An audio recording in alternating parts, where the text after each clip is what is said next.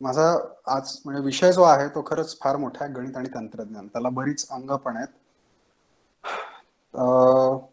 तर त्याच्या विदा नामक एका अंगाविषयी मी बोलणार आहे. आणि विदा याची पुन्हा दोन दृष्टीने विचार करता येतो: विदेचं विश्लेषण आणि विदेचं संरक्षण. आणि मला आधी आसावरी मॅडम म्हटलेल्या की ऑनलाईन टीचिंग कसं करायचं. आता तो परवलीचा शब्द झालेला आहे ना कोरोनाच्या काळामध्ये, ई शिक्षणाचं काय करायचं. तर आणि हे सगळ्यांना माहिती आहे की तो खरं बट्ट्याबोळच झालेला आहे, पण तो मुद्दा वेगळा. पण त्यातून मार्ग कसे काढायचे आपण, तर त्याच्यावरती बरीच व्याख्यानही होतील, त्याच्यावरती बऱ्याच कार्यशाळा पण आयोजित केल्या जातील. पण मी संधी अशी घ्यायची ठरवलं की तंत्रज्ञानामध्ये आत्ता ह्या क्षणाला तुम्ही जे काही वापराल आणि जे काही आपण एरवी वापरतो त्यातून खूप मोठ्या प्रमाणामध्ये माहिती निर्माण होत असते. त्या माहितीला काही कारणास्तव विदा असा शब्द वापरला जातो. तर ही जी विदा आहे जी आपण निर्माण करतो तिच्याबद्दल जागरूकता निर्माण करणं, आणि तुमचे विद्यार्थी किंवा जर तुमच्या सोबत काही विशिष्ट वयाची मुलं असतील जे आपलं करिअर काय करायचं, आपण कशात काम करायचं असा विचार करत असतील, तर अशांना एक वेगळा अपारंपरिक परंतु प्रतिष्ठित आणि अतिशय पैसे मिळवून देण्यासारखा पुढच्या करिअरसाठीचा रस्ता हाही सांगावा, असे दोन हेतू याच्यामध्ये आहेत. की पहिला हा तर पडद्यामागच्या काही गोष्टी ज्या आहेत संगणकाच्या त्या सांगणं, आणि दुसरा हा की व्यावसायिक संधी ज्या याच्यामध्ये आहेत तर त्याची एक कल्पना देणं, हा याच्या मागचा हेतू आहे. तर त्यामुळे हे जे काही बोलणं असेल ते अतिशयच अनौपचारिक असेल. मी या विषयामधला तज्ज्ञ देखील नाहीये. मी तज्ज्ञ इतका अजिबातच तज्ज्ञ नाही, किंबहुना मी इतका ढ आहे की मला याच्यातली काही प्रोग्रामिंग लँग्वेज पण येत नाही. तर ही जी काही माहिती आहे ती ही तशी बऱ्यापैकी माणसांना माहिती असणारी माहिती असते. तर तज्ज्ञांना कदाचित ती अगदीच वरवरची वाटेल, आणि ती वरवरची आहेच, यात काही वाद नाही. तर पुढे जाण्यापूर्वी पहिला प्रश्न की इथे विदा हा जो शब्द येतोय सारखा, तर तो म्हणजे काय. तर आपण सगळेजण संगणक वापरतो वेगवेगळ्या प्रकारानं. तर माझा पहिला प्रश्न असा असेल की तुमच्यापैकी किती जण निदान 2 संगणकांवरती काम करतात उदाहरणार्थ, किंवा किती जण 2 संगणकांवर काम करत नाहीत, स्क्रीनकडे. असं कोणी आहे का की जे 2 संगणकांवर काम करत नाहीत. आवाज तुटक तुटक येत आहे. बरं, एकाच वेळेस का नाही वेगवेगळ्या. असं काही नाही. म्हणजे तुमच्याकडे 2 मशीन्स आहेत, 2 यंत्र आहेत तुमच्याकडे, तुम्ही त्याच्यावरती काम करता. काम म्हणजे ते वापरता असं म्हणणं जास्त योग्य आहे. यस. आता आपल्या आजूबाजूला संगणक जे आहेत यस. तर किती हा वेगवेगळ्या सर, प्रकारचे मोबाईल संगणक. लॅपटॉप आणि डेस्कटॉप. डेस्कटॉप आहे बरोबर. तर अजून मोबाईलला कुठल्या सुद्धा लॅपटॉप स्वरूपाचा म्हणता येईल का? संगणक असतो. लॅपटॉप लॅपटॉप बरोबर. संगणक झाला. कुणीतरी विचारलं मोबाईलला संगणक म्हणता येईल का. छान, चांगला प्रश्न आहे. मोबाईलला संगणक म्हणता येईल का. बऱ्याच वर्षी म्हणजे आपल्याला त्याच्यावर सगळं संगणकासारखं करता सर. बरोबर. संगणकासारखं काय काय करता येतं आपल्याला त्याच्यावरती. त्याच्यावर आपण किती बनवतो तर पीडीएफ बनवता येते, बनवता येते, बरोबर. केलं तर नोटबुक, आयपॅड, टॅबलेट असं काय काय म्हटलंय ना. WPS सगळंच करता येतं मोबाईल. बरोबर बरोबर, सगळं करता येतं. मग आता पुढचा प्रश्न असा की आयपॅड आणि फोन मध्ये काय फरक आहे, किंवा टॅबलेट आणि फोन मध्ये काय फरक आहे. टॅबलेट वापरली असेल काही जणांनी बघितली असेल, मोठी चपटी असते. त्याच्यात आणि संगणकामध्ये, त्याच्यामध्ये आणि फोन मध्ये काय फरक आहे. ज्यांनी वापरली आहे त्यांनी. टॅबलेट आणि फोन मध्ये काय फरक वाटला तुम्हाला.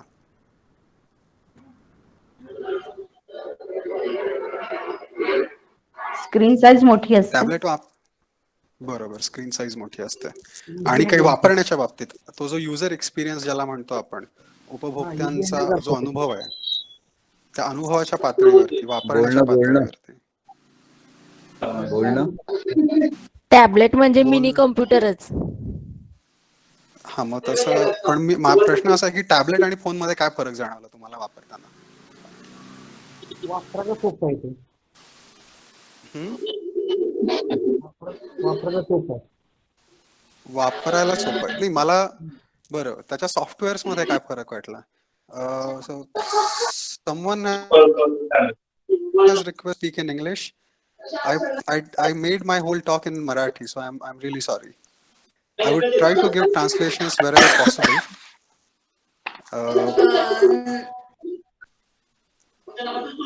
हॅलो. हा हॅलो. मी शिक्षकांना अशी विनंती करते की त्यांनी त्यांचा कॅमेरा प्लीज ऑफ करावा आणि बोलताना फक्त माईक ऑन करावा. फक्त जेव्हा mic on तुम्हाला ठेवा. असेल तेव्हा माईक ऑन करा आणि बोलणं झाल्यावर माईक ऑफ करा. थँक्यू.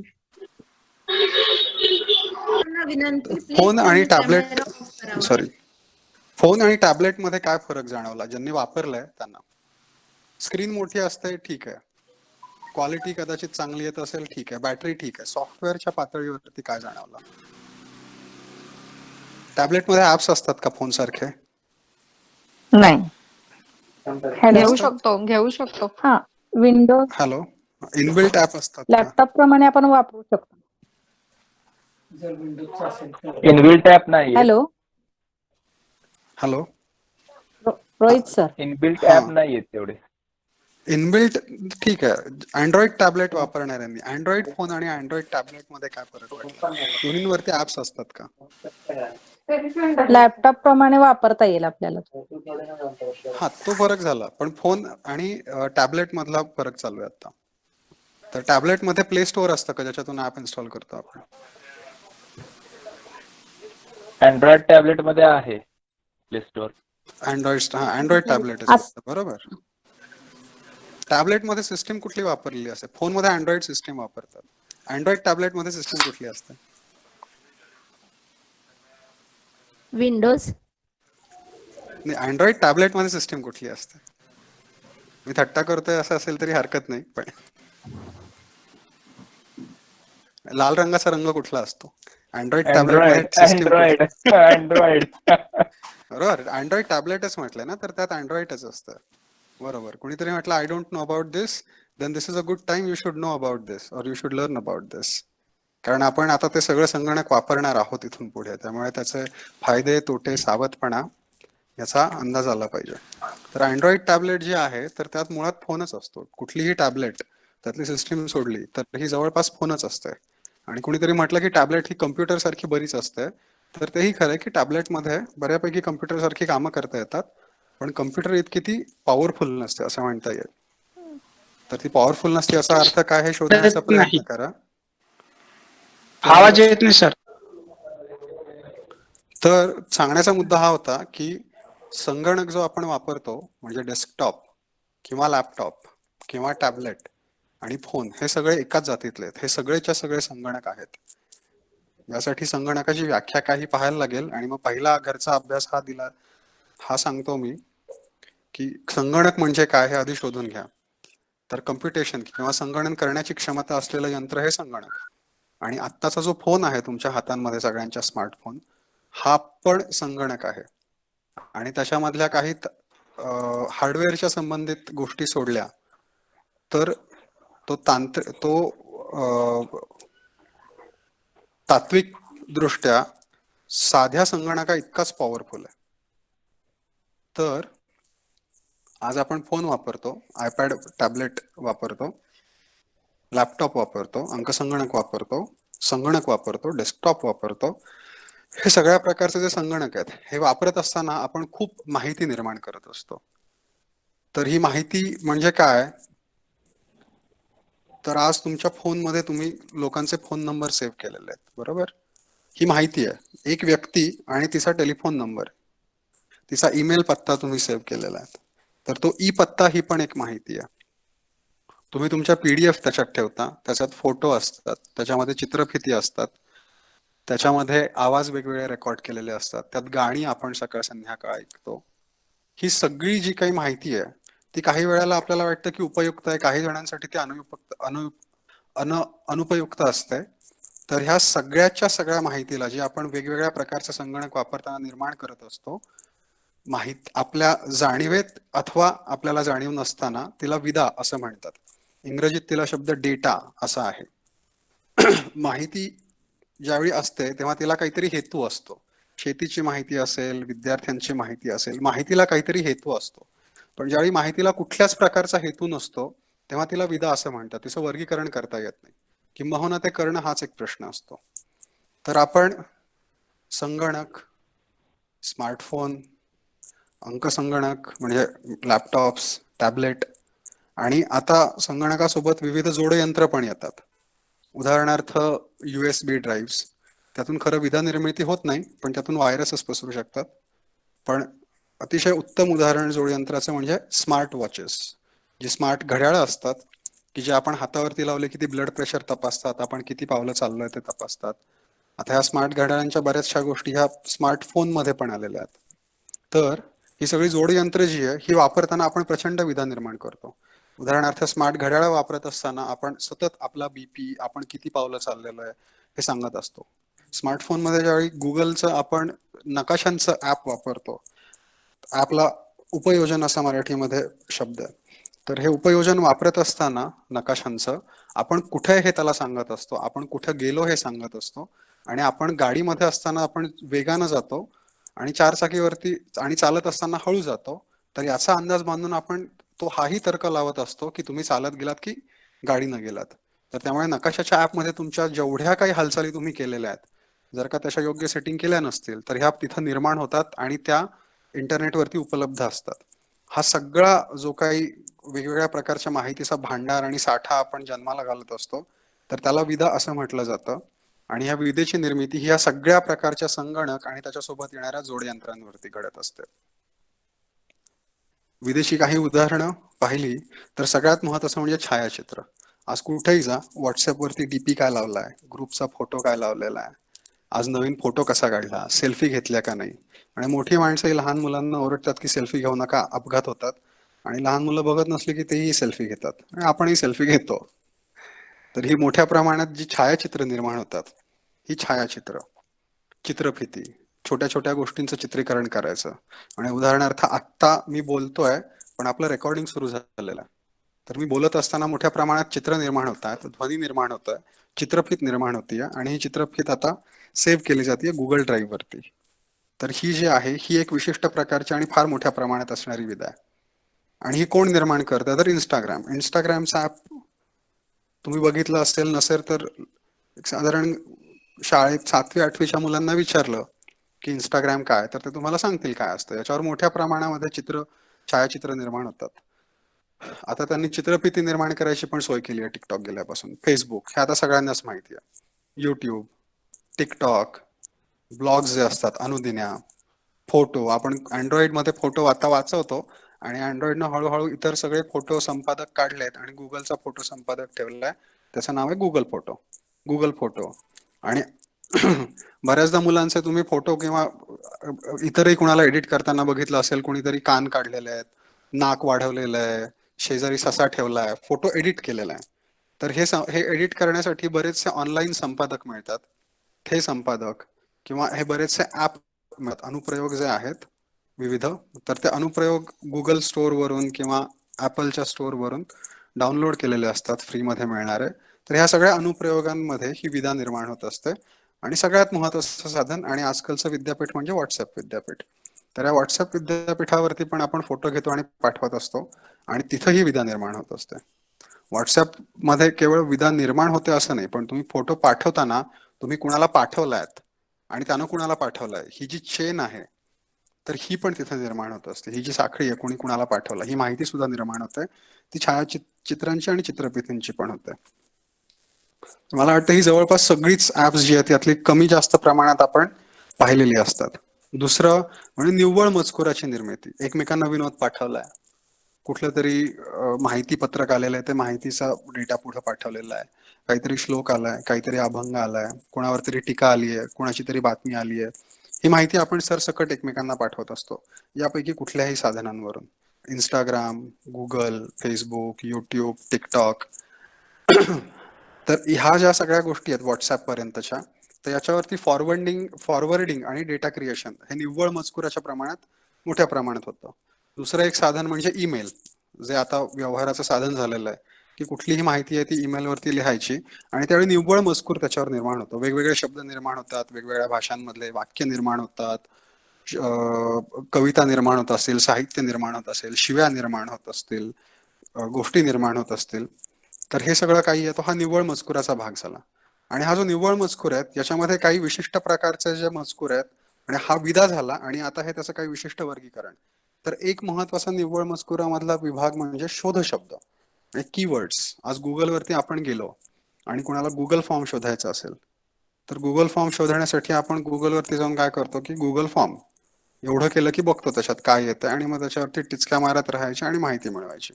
किंवा कोणी म्हणेल Google form how to use, बरोबर. कोणी म्हणेल गुगल फॉर्मचा वापर, गुगल फॉर्म परीक्षेला वापरायचा असेल तर गुगल फॉर्म फॉर एक्झाम. तर हे जे शोध शब्द आहेत तर हे शोध शब्द मोठ्या प्रमाणात गुगलवरती निर्माण होत असतात. आणि शोध शब्द निर्माण होण्याच्या आणखीन 2 जागा त्या म्हणजे अमेझॉन आणि फ्लिपकार्ट. की अमेझॉन वरती जाऊन आता घरात काहीतरी बाबा कुठेतरी काहीतरी ठोकायचंय तर त्याचा काहीतरी खेळा शोधायचा आहे, मग त्या खेळाचं विशिष्ट नाव लिहून नाव टाकायचं. कुठली तरी नवीन नेलपेंट घ्यायची आहे मग त्याच्या कंपनीचं नाव टाकून कॉमा नेलपेंट करायचं. फ्लिपकार्ट इथंही अशा प्रकारे शोध शब्दांची माहिती आपण जन्माला घालत असतो. भाषांतर, आज भारतभरात जरी आपण फिरायला गेलो तरी पण कन्नड मधलं मराठीत, मराठीतलं तेलुगूमध्ये, तेलुगूमधलं पंजाबीमध्ये गुगल ट्रान्सलेट करून देतो. किंवा इतरही काही सॉफ्टवेअर्स आहेत की जे अशा प्रकारच्या गोष्टी करून देतात. तिथं हा भाषांतराचा मजकूर निर्माण होत असतो. आणि सगळ्यात शेवटी येणार तांत्रिक संज्ञा. तांत्रिक संज्ञा म्हणजे विदा. विदा ही तांत्रिक संज्ञा आहे, ती तशी थेट मराठी भाषेत वापरली जात नाही. किंवा गणितामधले शब्द चल, प्रचल, पायथागोरसचे प्रमेय, ह्या सगळ्या तांत्रिक संज्ञा आहेत. तर अशा जवळपास सगळ्याच ज्ञानशाखांमधल्या तांत्रिक संज्ञा या निव्वळ मजकूर म्हणून कुठेतरी शोधल्या जाऊ शकतात, किंबहुना त्या कुठल्या तरी अनुदिनीमध्ये किंवा लिखाणामध्ये निर्माण होतात आणि त्या पण जन्माला येतात. तर आता ह्या क्षणाला मी फक्त हेच सांगतोय की वेगवेगळ्या प्रकारची विदा आपण कुठं कुठं निर्माण करतोय. तसा काहीही मी आकृतीबंध सांगितलेला नाहीये. ध्वनी, गाणी ऐकणं, गाणी गाणं, गाणी कुणाला तरी पुढे पाठवणं, कुठून तरी डाउनलोड करणं, ती नवीन जन्माला घालणं, फेसबुक, युट्यूब, व्हॉट्सॲप आणि आता सगळ्यात महत्त्वाचं म्हणजे प्रत्येकानं आपापली ऑडिओ ऍप्स बनवलेली आहेत गाण्यांची, तिथं ती निर्माण होते जतन ते. आणि खूप महत्वाचा याचा उगम हा ओके गुगल. जर कोणी तुमच्याकडे कोणी असं आहे का ज्यानं ओके गुगल वापरलेलं आहे फोनवरती? गुगलशी आपण बोलू शकतो हे माहिती आहे. आणि गुगलला विचारायचं की गुगल मला सातारहून पुण्याला जाण्याचा रस्ता सांग आणि गुगल रस्ता सांगतं, बरोबर. किंवा गुगलला सांगू शकता तुम्ही की तेरे बिनाची गाणी चालव आणि तेरे बिनाचं गाणं तो शोधून देतो तुम्हाला. हे तोंडानं सांगता येतं, लिहायची गरज नसते. तर ते जे काही वैशिष्ट्य आहे ते पहिल्यांदा ऍपलनं बाजारामध्ये आणलं होतं आणि मग त्याच्यानंतर ते गुगल आणि आता अमेझॉनने वापरलंय. तर गुगलचं ओके गुगल हे जे ऍप फॅसिलिटी त्यांनी बनवलेली आहे तर त्याच्यामध्ये आपणच आवाज जन्माला घालत असतो. आपण आपला आवाज गुगलला सांगतो, आपण आपले उच्चार त्याला सांगतो आणि आपल्याला माहिती असणाऱ्या गोष्टी सांगतो. अमेझॉनच्या अलेक्साला पण आपण ते सांगतो गाणी चालवत असताना, पुढचं गाणं लाव, कहो ना प्यार हेचं गाणं लाव, चांदण्यात भिजताना लाव. तर हे उच्चार, त्याचा आवाजाचा जो आकृतीबंध आहे तो, हे या सगळ्या गोष्टींवरती आपण निर्माण करत असतो, जन्माला घालत असतो. आणि त्याच्यानंतरचं जे आहे ते स्थळ आणि जागा, नकाशांचं, हे मी मगाशी सांगितलं. व्हॉट्सअपवरती आपण आपली लोकेशन शेअर करणं, आपण जात असताना आपलं गुगल लोकेशन आणि इंटरनेट चालू ठेवणं, किंवा ऍपलचा फोन असेल तर ऍपलमध्ये ते चालू ठेवणं. हे करत असताना आपण सतत सांगत असतो की मी आता या ठिकाणी आहे, या ठिकाणी नाही आहे. जर गुगल मॅपमध्ये तुम्ही गेलात तर असं कधी कोणी बघितलंय का की एखाद्या हॉटेलमध्ये तुम्ही 1.5 वर्षांपूर्वी गेलात आणि त्या हॉटेलवरती गेल्यावरती काही काही वेळेला गुगलचा ऍप सांगतं की तू इथं 1.5 वर्षांपूर्वी आला, तुम्ही इथं 1.5 वर्षांपूर्वी आला होतात एवढ्या वाजता आणि गेलात एवढ्या वाजता. हे पाहिलंय कोणी? गुगलचं जे मॅपचं ऍप आहे, नकाशांचं जे ऍप आहे, तसं काही वेळेला दाखवतो. तुम्ही आज SBI मध्ये आलात आणि तुम्ही 4 महिन्यांपूर्वी SBI मध्ये सकाळी 9 वाजता आला होता, 9:15 परत गेलात. तर हा इथे जगदीश टाइमलाईन वर दाखवते सर. हा टाइमलाईन वर दाखवते. ते टाइमलाईन वरती पण दाखवतं. किंबहुना जर का तुमचं इंटरनेट चालू असेल तर गुगलच्या नकाशांच्या ठिकाणी जाऊन ते तुम्ही दिवसभर किती कुठल्या कुठल्या ठिकाणी गेलात आणि किती वेळ थांबलात ते पण दाखवतं. तरी तुमच्या स्थानाबद्दलची विधा आहे सगळी जी काही आहे, किंवा आपल्या स्थानाबद्दलची विधा आहे. आणि दुसरं म्हणजे स्मार्ट बँड, किंवा आता मेडिकल मध्ये पण, म्हणजे मेडिकल म्हणजे हॉस्पिटल्स मध्ये पण मोठ्या प्रमाणात जी यंत्र वापरली जातात, तर या यंत्रांमध्ये पण प्रत्येक रुग्णाचं किंवा आपण जे स्मार्ट वॉच वापरतो त्याचे स्वास्थ्यविषयक त्याची स्वास्थ्यविषयक विधा गोळा केली जाते. त्या व्यक्तीचं रक्तदाब किती आहे, त्यानंतर मगाशी म्हटलं तसं तो किती पावलं चालला, दिवसातून किती वेळ व्यायाम केला, किती काळ कुठं बसला, कुठल्या दिशेला कशी हालचाल केली, चढ किती चढला. तर ही सगळी जी काही माहिती आहे ती सगळी स्वास्थ्यविषयक जोडयंत्रांच्या माध्यमांमधून आपण निर्माण करत असतो आणि इंटरनेटवरती टाकत असतो. आणि सगळ्यात शेवटचं म्हणजे आर्थिक. तर मला वाटत नाही आर्थिकमध्ये खरं कुणाला काही स्पष्टीकरण देण्याची गरज आहे, कारण ऑनलाईन बँकिंग सुरू झालंय, पेटीएम सुरू झालंय, भीम सुरू झालंय, गुगल पे सुरू झालेलं आहे, किंबहुना व्हॉट्सअपवरती आज लोक संदेश पाठवतात की नाही तुझे ते 1,002 होते पाठवून दिले, पावती पण तिथंच मिळते. ही सगळ्या वेगळ्या प्रकारच्या आर्थिक विविध प्रकारच्या आर्थिक विधा पण आपण संगणकांवरती आणि आंतरजालावरती निर्माण करत असतो. तर ही विधा आणि तिचं एक ढोबळ स्पष्टीकरण, तिचं एक ढोबळ वर्गीकरण सांगितल्यानंतर पुढचा प्रश्न येतो की ठीक आहे बाबा, करतो आम्ही, काय करू?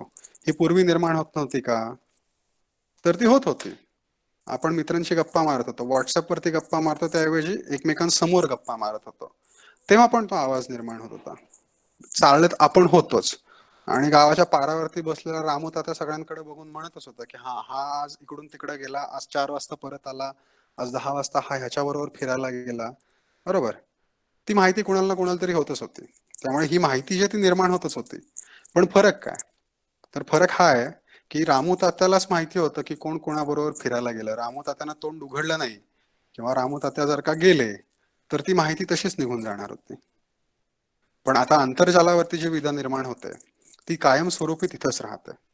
आणि सगळ्यात महत्वाचं म्हणजे हे उजवीकडचे रकाने मी मुद्दाम सांगत होतो, कारण ह्या सगळ्या कंपन्या आहेत, आणि ह्या ज्या कंपन्या आहेत ह्या कंपन्या ही सगळी विधा तुमच्याकडून निर्माण करून घेत आहेत किंवा आपल्याकडून निर्माण करून घेत आहेत आणि ते साठवून ठेवतात त्यांच्याकडे, आणि ह्यांची विधा ते जाऊ देणार नाहीत.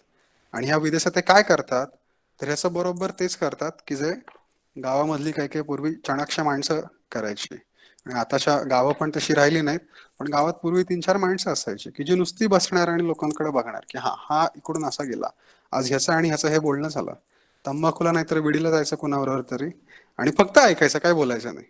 पण ज्यावेळी महत्वाची बोलणी असतील, भले मग लग्न ठरणं असो, जमिनीचा व्यवहार असो, अशा माणसांना बोलवलं जायचं, कारण त्यांच्याकडे माहिती असायची कोण कधी खोटं बोलतंय, कुणाचा कुणाशी काय व्यवहार झालेला आहे, बरोबर? अशी जी काही आगाऊ माहिती आहे ती ह्या माणसांकडे असायची. आणि मग त्यावेळेला मग या माणसांना जे आवडेल, मग ते जिलबी असो नाहीतर कोंबडा असो, बरोबर, ते देऊन त्यांना फक्त आपल्या बाजूला घेऊन ती माहिती काढायचं काम करावं लागायचं. पण आता हे रामू काका जे आहेत हे ह्या सगळ्या कंपन्या बनलेल्या आहेत, आणि त्यांचा स्वार्थ हा तेच पाहणार आहेत, आणि तो जो विधा निर्माण करतात तर त्याचं मोठ्या प्रमाणामध्ये त्यांना नाही, हे हेरगिरी म्हणतात, अवघड आहे, म्हणजे थेट असं नकारार्थी मत बनवणं अवघड आहे, ते मी येईल पुढे. ही हेरगिरी नाहीये, आपण पण त्यांना सांगतोय की तुम्ही लक्ष ठेवा. म्हणजे आज मी स्मार्ट बँड विकत घेतला आणि मी त्याच्यावर सांगितलं की माझं ब्लड प्रेशर मोज, तर मी परवानगी देतोय, बरोबर, मी लपत नाहीये त्याच्यापासून, मी येतो. म्हणजे त्याला दोन्ही बाजू आहेत, ही हेरगिरी पण आहे, इथे कुठेतरी फसवणूकही असू शकते, पण इथं कुठेतरी महत्वाचं काम पण घडतंय. तर ते सगळे मुद्दे पाहायला लागतील नेमके काय आहेत ते. तर ही विधा आल्यानंतर याचं काय केलं जातं, तर ते पहिली गोष्ट म्हणजे त्याचं विश्लेषण केलं जातं की ही जी विधा आहे ती माझ्या गरजेपुरती काय आहे. ही कंपनीच नाही तर कितीतरी चांगले संशोधक आणि संशोधन संस्था सुद्धा त्याचं विश्लेषण करतात. त्याचं उपयोजन काय होते, त्याचा वापर कुठं होतोय, हा महत्वाचा आहे. तर ही विधा निर्माण होते, ती वेगवेगळ्या मार्गांनी गोळी केली जाते. आता ही गोळा करण्यामध्ये पण 2 प्रकार असतात. एक प्रकार म्हणजे चोरी छुपे गोळा करणं, आणि एक प्रकार जो असतो तो म्हणजे योग्य पद्धतीने गोळा करणं, तुमची परवानगी घेऊन गोळा करणं. उदाहरणार्थ सॉफ्टवेअर इन्स्टॉल करत असताना आपण कुठेतरी क्लिक करतो आणि ते म्हणतं काहीतरी आणि आपल्याला सांगितलेलं असतं ओके करायचं. तर आपल्यापैकी किती जणांनी ते सगळं वाचलेलं असतं ओके करण्यापूर्वी? किंवा आपण फोनवरती सिम कार्ड टाकतो, दुकानात जातो आणि त्या माणसाला म्हणतो की मला माझा फोन सुरू करून द्या, तेव्हा तो माणूस नुसता क्लिक क्लिक करत जात असतो. पण तो प्रत्येक वेळी फोनवरती तिथं काय क्लिक करतोय हे आपण चौकशी नाही करत की त्यांना काय परवानगी मागितली आहे ज्याच्यासाठी आपण ओके म्हणतोय. तर आणि हे मिश्रण आहे, म्हणजे आता ही कुठल्या मार्गाने गोळा केली आहे, तो योग्य की अयोग्य हा पुन्हा दुसरा प्रश्न, पण ती विविध मार्गांनी गोळा केली जाते. तर आता हे आल्यानंतर म्हणजे कोणी जे म्हटलं की ही हेरगिरी आहे, तर त्याच्याशी संबंधित दोन प्रश्न. पहिला संबंध नेमका हाच. तुम्हाला काय वाटलं की हेरगिरी आहे असं वाटतं? थोडासा राग आला ना कुठेतरी, म्हणजे माझी माहिती कुणीतरी घेते, मी दिवसभर कुठे चाललो, कोणाकडे किती वेळ बसलो, बरोबर? आज गुगलवरती ज्यावेळी ट्रॅफिक आपण बघत असतो तेव्हा गुगलमध्ये ट्रॅफिक हे मुळात फोनची डेन्सिटी किती आहे, एका विशिष्ट भागात किती फोन चालू आहेत याच्यावरूनही ते अंदाज बांधत असतं. तो पण त्याच्यात एक पॅरामीटर असतो. तर असं काय वाटतं आपल्याला की नाही हे काहीतरी चुकीचं घडत आहे? तर याच्या मागचं महत्वाचं कारण हेच असेल ना की ही माझी माहिती आणि कुणीतरी घेतली नाही पाहिजे, बरोबर? तर हा पहिला प्रश्न आहे की माझ्याशी संबंधित विधा जी आहे ती गोळा करण्याचा अधिकार कुणाला असावा? मी देईल त्यालाच की ज्यानं माझ्याकडून काही गोष्टी मी विकत घेतल्यात आणि मी त्याला काही पैसे दिलेत त्याला? असे बरेच प्रश्न आहेत, पण ही विधा करण्याचा अधिकार कोणाला असावा? आणि वरील प्रश्न विचारण्याचे कारण काय? तर पहिलं कारण आहे की मला अनकम्फर्टेबल वाटायला लागलं, मला विचित्र वाटायला लागलं कोणीतरी माझ्यावर नजर ठेवणं. पण हे भावनिक कारण झालं. या भावनिक कारणाच्या पुढं एक महत्वाचं जे कारण आहे तांत्रिक वैज्ञानिक, ते त्याच्या विश्लेषणात दडलेलं आहे की मला भीती वाटली. पण मला भीती का वाटली? तर त्याचं कारण या विधेचं विश्लेषण कसं केलं जातं. तर विधा विश्लेषण म्हणजे डेटा अनालिसिस हा एक विषय आहे आणि हा प्रस्थापित विषय आहे. आताशा हा बॅचलर्सच्या कॉलेजेसमध्ये पण शिकवला जातो, इंजिनिअरिंग आणि BSc कॉलेजेसमध्ये. पुण्यातल्या वेगवेगळ्या संस्था त्या आता आपापल्या अभ्यासक्रमामध्ये घेतात. तर विधा विश्लेषण या विषयामध्ये ही जी विधा निर्माण होते तिचं विश्लेषण कसं करायचं त्याच्यामधून, कारण हा सगळा तुम्ही विचार करा की दिवसभराला जे काही केलं ते फोनवरती जात आहे, तर त्यातून महत्वाचं कसं काढायचं हा किती किचकट प्रश्न असेल. हे म्हणजे जणू काही एक 1000 स्क्वेअर फूटच्या फ्लॅट मधून नाही चला याची फक्त नाडी आणि त्याचा पोटाशी संबंध काय आणि त्याच्यामुळे त्याला काय वैद्यकीय त्रास होऊ शकतो असा प्रश्न विचारणं म्हणजे जवळपास 1000 स्क्वेअर फूटच्या जमिनीमधून जिथं गवत झाडी कचरा कुंडी पडलेली सुई शोधण्यासारखं काम आहे. तर त्यामुळे त्या सुईपर्यंत कसं पोहोचायचं ह्याचं जे विश्लेषण आहे तर ते निर्माण करणं हे एक शास्त्र झालेलं आहे आता. जशी पूर्वी इंजिनिअरिंग किंवा इतर प्रस्थापित शास्त्र आहेत त्याप्रमाणे. तर त्या विश्लेषणामध्ये वेगवेगळे घटक येतात आणि त्यातल्या 3 घटकांवरती मी इथे आता फक्त थोडंसं विवेचन करणार आहे. पहिलं म्हणजे निव्वळ विश्लेषण. निव्वळ विश्लेषण म्हणजे काय? तर जी विधा निर्माण होते तिचा सांख्यकीय अभ्यास करायचा. म्हणजे काय? तर उदाहरण देतो. उदाहरण अशा प्रकार की जर कुणी चाललं असेल आणि म्हणजे मला फक्त आत्ता लक्ष द्यायचं की मी हेल्थ बँड घातलाय आणि मी किती चाललो याचं निव्वळ विश्लेषण करायचं. तर तिथे मी त्याला सांगेन या विश्लेषणामध्ये की मी तासाला किती चाललो सरासरी हे मला दाखव, किंवा मी दर महिन्यामध्ये किती पावलं चाललो किंवा किती किलोमीटर चाललो हे दाखव, किंवा मी दर दिवसाला किती चाललो, दिवस विरुद्ध किती पावलं किंवा दिवस विरुद्ध किती अंतर याचा आलेख काढून दे, त्याची सरासरी काढून दे, त्याचा मीन मोड मीडियन जे काही आहे ते काढून दे. फक्त ती माहिती समोर मांडायची आणि केवळ ती माहिती दिसते कशी, मी कुठल्या दिवशी जास्त चालतो, रविवारी जास्त चालतो का नाही याचा पाय चार्ट बनवून देणं. तर अशा प्रकारच्या ज्या गोष्टी आहेत हे म्हणजे निव्वळ विश्लेषण झालं. हा निव्वळ सांख्यकीय विभाजनाचा भाग असतो, यात काही इतर केलं जात नाही. पण याच्याहून जास्त महत्वाचं आणि रंजक ते आहे ते म्हणजे संगणकीय स्वयंचलनाकरिता विश्लेषण. याचा अर्थ असा की मी किती चाललो आणि मी कुठल्या दिवशी कमी चालतो ह्याचा अंदाज घेऊन मग तो दिवस माझ्या व्यायामासाठी ते जे सॉफ्टवेअर आहे तर ते म्हणेल की हे बा ह्या दिवशी तू चालत नाहीस, रविवारी तू दिवसभर झोपून असतोस किंवा पडून असतोस, तर हा सुट्टीचा दिवस घे, आज व्यायाम करूच नकोस. कारण काय की या दिवशी तुला अजिबात शारीरिक श्रम करण्याची इच्छा नाहीये. तर हा जो आखाडा बांधणं आहे ना आहे त्या विधेचं विश्लेषण करून पुढचा अंदाज बांधणं, तर ते संगणकाचं स्वयंचलन झालं, त्याला मी ऑटोमेट करतोय, तर त्याकरिता विधेचं विश्लेषण करणं. आणि हे कुठं वापरलं जातं, तर संगणकाला कृत्रिम बुद्धिमत्ता देणं. कृत्रिम बुद्धिमत्तेचे बरेच चमत्कार तुम्ही आतापर्यंत बघितलेले असतील, पण ते कदाचित ध्यानातही येऊ शकत नाहीत. तुमच्यापैकी जे लोक युट्यूब फार मोठ्या प्रमाणात वापरतात किंवा अमेझॉन किंवा इतर कुठली गाण्याची गाना ऍप जे आहे अशी वापरतात, तर तुमच्या कधी असं लक्षात आलं का की जर रोज सकाळी कोणी हरिपाठ लावत असेल तर सकाळी उठल्यावरती हरिपाठ येतो हायलाइट मध्ये किंवा अभंग येतात आपोआप, किंवा संध्याकाळी जर कोणी मोहम्मद रफीची गाणी ऐकत असेल, हॅलो,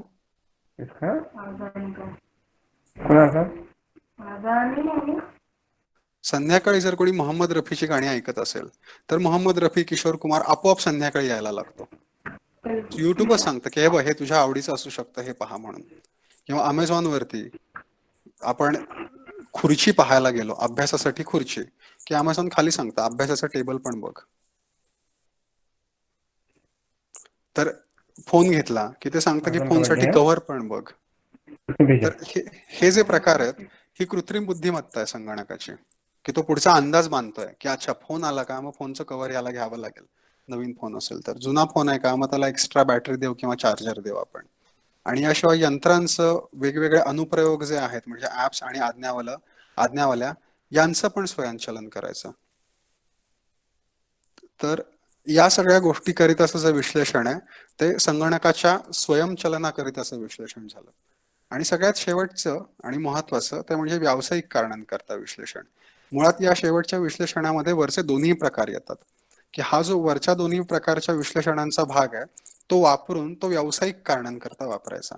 आणि त्या ऍपवरती आपण बघतच असतो की जर का तुम्ही कधी फ्लिपकार्ट किंवा अमेझॉन वरती रेडमीचा फोन शोधलात की नंतर लक्ष द्या, ज्यावेळी तुम्ही क्रोम वापराल त्याच संगणकावरती, त्याच इंटरनेट कनेक्शनवरती किंवा त्याच फोनवरती, तर आपोआप खाली रेडमीच्या फोनच्या जाहिराती यायला लागतात किंवा त्याच किमतीतल्या फोनच्या जाहिराती यायला लागतात. तर हे म्हणजे फ्लिपकार्टनं तुमचा शोध लक्षात घेतला, तुमचा फोन ओळखला आणि मग तुमच्या संगणकावरतीच तुम्हाला सांगायला लागलं की हे बघ इथे मी जाहिरात टाकतोय. ही अतिशय स्पेसिफिक जाहिरात झाली. लाईफबॉयची जाहिरात तुमच्यावर फेकण्याऐवजी तुमची गरज काय हे ओळखून तुमच्यावरती जाहिरात फेकणं. तर हे व्यावसायिक कारणांकरिता असं विश्लेषण झालं. इथे मग ग्राहकांच्या आवडीनिवडी, त्यांचा कल, ई बाजारपेठा या सगळ्यांचा अभ्यास. तर हे महत्वाचे विधा विश्लेषणाचे 3 घटक आहेत सध्याचे. आणि या विश्लेषणाकरता गणित कुठलं लागतं, तर खरं सांगायचं तर ते अजून कुणालाही माहिती नाहीये. हे विश्लेषण करत असताना ज्या प्रकारचे गणिताचे वेगवेगळे विषय लागतात किंवा त्याला खरं तर भौतिकशास्त्रातले पण विषय लागतात, फिजिक्स पण त्याच्यासाठी वापरलं जातं, त्याच्यासाठी मोठ्या प्रमाणामध्ये सांख्यिकी वापरलं जातं, स्टॅटिस्टिक वापरलं जातं. तर सगळ्यात महत्वाचं म्हणजे सांख्यिकी, दुसरं संभाव्यता, प्रोबॅबिलिटी, विकल समीकरण, पार्शियल डिफरन्शियल इक्वेशन्स, कलनशास्त्र म्हणजेच कॅल्क्युलस, रिअल आणि कॉम्प्लेक्स अनालिसिस, वास्तव किंवा संमिश्र विश्लेषण, आणि काही प्रमाणात भूमिती पण याच्यासाठी वापरली जाते. आणि खूप मोठ्या प्रमाणात म्हणजे जिथं संशोधन केलं जातं या विषयांवरती आणि मोठमोठ्या कंपन्या ज्या आहेत गुगल सारख्या वगैरे ज्याच्यात गुंतवणूक करतात, तर त्या पातळीच्या संशोधनावरती मग तिथे एर्गोडिक थिअरी म्हणून एक विषय आहे आणि डायनॅमिकल सिस्टीम म्हणून गणितातला एक विषय आहे, या दोघांचा वापर केला जातो. आणि हे सगळं होत असताना हे सगळे छोटे छोटे विषय आहेत, यांची जोडणी जी आहे ती गणितातलं तर्कशास्त्र आणि कम्प्युटर प्रोग्रामिंग हे 2 विषय करतात. तर ह्या सगळ्या वरच्या विषयांमधले छोटे छोटे घटक घ्यायचे त्या विधेच्या विश्लेषणाला लागणारे त्या वेळेकरिता, आणि मग ते तर्कशास्त्र आणि प्रोग्रामिंग मार्फत एकत्र जोडायचे. अशा प्रकारे हे केलं जातं. आणि आता हे झाल्यानंतर लक्षात येईल की कृत्रिम बुद्धिमत्ता आणि ग्राहकांच्या आवडीनिवडी इथं असं केलं जातं की विशेषतः ग्राहकांच्या आवडीनिवडींमध्ये की इथे तुमचा कल बदलता येणं शक्य आहे. किंवा जर तुमच्यापैकी कोणी ट्रम्प निवडून आल्यानंतरचा वाद ऐकला असेल की ट्रम्पनं फेसबुक विकत घेतलेला, हा वाद कोणी ऐकलाय का? फेसबुक कडून ट्रम्पनं काही गोष्टी घेतल्या होत्या. तर बरं, मग तसं असेल तर मी एक घटना सांगतो आणि मग त्याच्यामुळे तुम्हाला कळेल की आता याच्यानंतर या विधेचं संरक्षण का करायचं. की केम्ब्रिज अनालिटिका म्हणून एक ग्रेट ब्रिटन मधली युरोपमध्ये जन्माला आलेली संस्था आहे आणि केम्ब्रिज अनालिटिकानं विदेचं विश्लेषण करून आणि तिचं स्वयंचलन करून लोकांची मनं कशी बदलायची याच्याबद्दल काही मानसशास्त्रामधले प्रयोग निर्माण केले होते. हे प्रयोग त्यांनी अमेरिकेच्या निवडणुकींमध्ये आणि ग्रेट ब्रिटनच्या पण निवडणुकींमध्ये वापरले.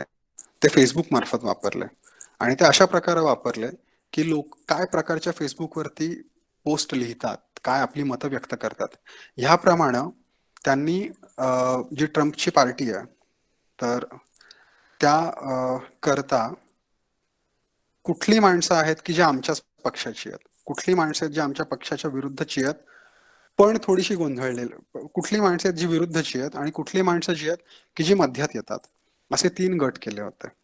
आणि या गटांमध्ये सुद्धा जे आमच्या पक्षातली माणसं आहेत त्यातली किती आमच्या पक्षाशी पक्षनिष्ठ आहेत, किती ऐन वेळेला बदलू शकतात असा अंदाज, जे मध्यातले आहेत त्यातले किती जण आपल्यामध्ये येणं शक्य आहे आणि किती जण त्रयस्थ राहणं शक्य आहे, किती जण हे विरोधी पक्षात जाणे शक्य आहे, त्यांच्या बाजूने मतदान करणं शक्य आहे आणि अशाच प्रकारची विरोधी जे लोक आहेत तर त्यांच्याकरिता असं वर्गीकरण, अशी वर्गीकरणं त्यांनी केली होती. आणि मग ह्या लोकांना एकमेकांच्या पोस्ट दाखवून आणि त्यांच्या पक्षानं किंवा विरोधी पक्षानं केलेल्या कार्यांच्या जाहिराती दाखवून त्यांनी बदलण्याचा प्रयत्न केला. आणि नंतरच्या त्या प्रयोगामध्ये त्यांना असं लक्षात आलं की ते यशस्वी झाले मोठ्या प्रमाणामध्ये, की त्या निवडणुकांमध्ये जो काही त्या पक्षाचा विजय झाला तर त्यात हे स्पष्टपणे दिसून आलं की याच्यामध्ये केम्ब्रिज अनालिटिकानं जे विश्लेषण करून स्वयंचलन घडवून आणलं होतं ते फार मोठ्या प्रमाणात यशस्वी झालं. तर याच्यामुळं केवळ बाजारपेठांकरताच नाही तर फार मोठ्या गोष्टींकरता पण विदा विश्लेषण आणि तिचं स्वयंचलन हे जर चुकीच्या हातांमध्ये पडलं तर त्यांना गोंधळ निर्माण होऊ शकतात हे येतं. त्यामुळे पुढचा प्रश्न येतो की ठीक आहे, मग असं असेल तर माझी विदा कशी संरक्षित करायची, आणि तिथं विदा संरक्षण नजरे दृष्टीपथामध्ये यायला लागतं. तर अगदी एवढ्या मोठ्या पातळीला न जाता, किंवा हे अतिशय टोकाचं उदाहरण होतं खरं तर साधं म्हणजे विदा विश्लेषण, विदेचं संरक्षण मी का करायचं, तर पहिली गोष्ट तर माझी विदा हा माझा खाजगीपणा आहे, माझा आवाज, माझी चित्रफित, माझं छायाचित्र हा माझा खाजगीपणा आहे, माझा डीपी, मी कसा दिसतो, मी कुणासोबत फोटो काढलाय, कसा फोटो काढलाय, माझी चित्रफित कशी आहे, मी कसा गायलोय, कुठल्या पार्टीत गायलोय, हा माझा खाजगीपणा आहे. तर त्या खाजगीपणाचा अधिकार प्रत्येकाला आहे संविधानाने दिलेला, तर तो अधिकार आहे. दुसरा म्हणजे गोपनीयतेचा अधिकार, की माझ्या आयुष्यातल्या काही गोष्टी, माझे काही व्यवहार हे गोपनीय ठेवण्याचा प्रत्येक व्यक्तीला अधिकार आहे. तर या 2 कारणांमुळे, या 2 विशेष, या हे काय म्हणे, हे जन्मतःच अधिकार प्राणी स्वतः करता घेतात, मनुष्य प्राणी. तर याकरिता माझ्या संबंधित विधा ही माझ्या संमतीशिवाय इतरांना पाहता येऊ नये, हा महत्वाचा प्रश्न आहे. आणि मग त्याच्यामध्ये आता मी म्हटलं तसं आपली छायाचित्र, आपले आवाज, इतर वैयक्तिक स्मरणिका किंवा गुगलवरती मी काय सर्च केलेलं आहे, मी कुठल्या कुठल्या शब्दांनी सर्च केलेलं आहे, तर त्या सगळ्याच्या काही गोष्टी आहेत, मी कुठल्या जागेवरती गेलो, किती काळ थांबलो, मला काय मेसेज आले, मी कुणाला काय संदेश पाठवले, हा जो सगळा प्रकार आहे तर तो माझ्या अधिकाराशिवाय इतरांना कुणालाही पाहता येऊ नये, भले मग ते किती मोठी कंपनी असो. तर हे पहिलं भावनिक, आणि हे भावनिक पण नाही, हे खरं तर मानवतावादी कारण झालं. आणि दुसरं एक महत्वाचं कारण म्हणजे अर्थ आणि व्यापार विषयक विधेचं संरक्षण करणं. याच्यामध्ये मी राजकीय वगैरे गोष्टी घेत नाही आहेत फारशा, याचं कारण ते विषय अजून तेवढे डेव्हलप नाही झालेत आणि ते मला माहित नाही आहेत. काही तिथं संशोधन चालू आहे त्या विषयांवरती, तत्वज्ञानाच्या पातळीवरती किंवा ह्युमॅनिटीजच्या याच्यावरती, पण मला त्यातलं फारसं आत्ता अभ्यास नाहीये किंवा वाचलेलं नाहीये मी. तर आर्थिक आणि व्यापार विषयक विधेचं संरक्षण म्हणजे माझी ई बँकिंगची जी माहिती आहे तर ती माझ्याच पुरती मर्यादित असावी, ती कोणी चोरण्याचा प्रयत्न करू नये. आंतरजालीय अर्थव्यवहार जे आहेत, ई खरेदी विक्री जे आहे, म्हणजे थोडक्यात OTP, पिन्स, ऑनलाईन शॉपिंग करतानाच्या गोष्टी, तर या सर्व काही संरक्षित असाव्यात, हा यातला महत्वाचा मुद्दा आहे. आणि हे का संरक्षित असावं, तर इंटरनेटवरती म्हणजे ई चोर, आंतरजालावरती ई चोर, ई दरोडेखोर, ई भामटे असतात, त्यांच्या मार्फत आर्थिक फसवणूक होऊ शकते. आंतरजालावरती मवाले किंवा गुंड असतात, म्हणजे पूर्वी चौकामध्ये उभं राहून मुलांना किंवा लहान मुलींना छळणारी माणसं होती, तर ते आता आंतरजालावरती पण असतात. उगाच एखाद्याच्या प्रोफाईलवरती जायचं, फेसबुकवरती किंवा इन्स्टावरती काहीतरी वाईट लिहायचं, त्याला राग येईल असं लिहायचं, नको त्याचे फोटो टाकायचे. तर हे जे काही याच्यामुळे मानसिक छळ, खाजगी बाबरींचा भबरा होऊ शकतो, त्यातून त्रास निर्माण होऊ शकतात. ई बाजारामध्ये एक हाती वर्चस्व निर्माण करण्याचा काही कंपन्या प्रयत्न करतात आणि त्याचे तोटे असे होऊ शकतात की त्या कंपनीची बाकीची उत्पादनं चांगली असली तरी पण जे लहान आणि उदयाला येणारे उद्योजक आहेत तर त्यांचे उद्योग कदाचित उभारू शकत नाहीत, असं होऊ शकतं, ते दाबले जाऊ शकतात. ग्राहक हिताचा विचार न करता केवळ फायदेशीरच उत्पादनं विकण्याचा प्रयत्न ह्या कंपन्या करू शकतात. भ्रष्टाचार मोठ्या प्रमाणामध्ये होऊ शकतो. अशा काही आंतरराष्ट्रीय पातळीवरच्या कंपन्या आहेत की ज्यांनी असे प्रकार केलेले आहेत. कर्मचाऱ्यांची पिळवणूक, उदाहरणार्थ सध्या अमेझॉनने गेल्या 2 वर्षांमध्ये अमेझॉन आपल्या कर्मचाऱ्यांची अतिशय मोठ्या प्रमाणात पिळवणूक करत आहे. अशा प्रकारच्या बातम्या येत आहेत. प्रदूषण विषयक कायद्यांचं उल्लंघन ही माणसं करू शकतात. तर या सर्व कारणांमुळे विधीचं संरक्षण करणं हे गरजेचं आहे. आणि मग आता हे संरक्षण करायचं म्हणजे काय करायचं, तर